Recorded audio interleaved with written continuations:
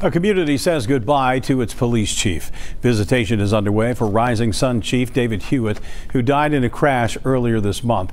Local 12's Christian Hauser has been talking to people who knew the chief. He joins us live at Rising Sun High School with how the community is honoring the chief. Christian?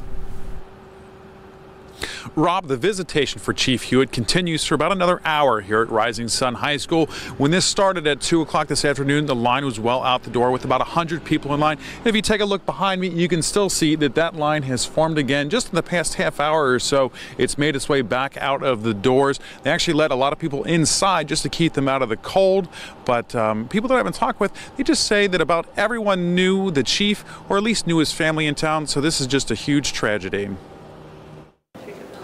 He was a good man, 2 great kids, 2 great stepkids, and a wonderful wife, wonderful family.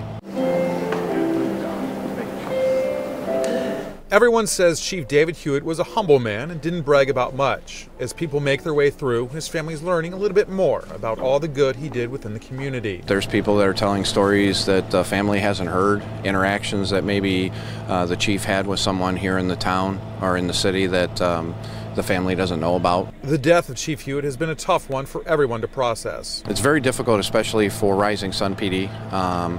This is not just their chief or their leader, but a friend. Hewitt spent his whole life in Rising Sun, and he was a friend to a lot of people. I've known David probably his whole life.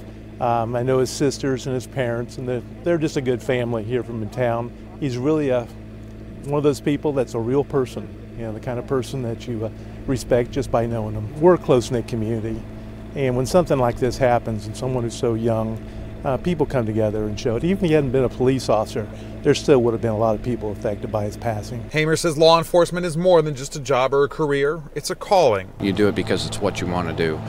It's a dangerous job, and every officer knows that they could put that uniform on one morning or put that gun and badge on their belt and walk out the door and not come home.